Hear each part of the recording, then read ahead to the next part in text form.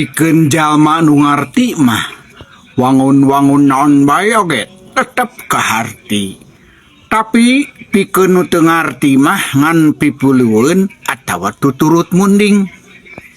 Pikeun nu pandeuri kaasup kana jalma panganut dogma nyaeta jalma peupeuleukkeuk asa aing nu pangbenerna, padahal jelas-jelas kaasup ka jalma anu henteu ngarti. Pikeun nu can ngarti lamun hayang ngarti kudu ngecagkeun dogmana diganti ku nyuksruk ilmu pikeun jadi panemu kana harti anu sabenerna. Jadi bener teh ulah ceuk beja tapi kudu ceuk pangarti diri.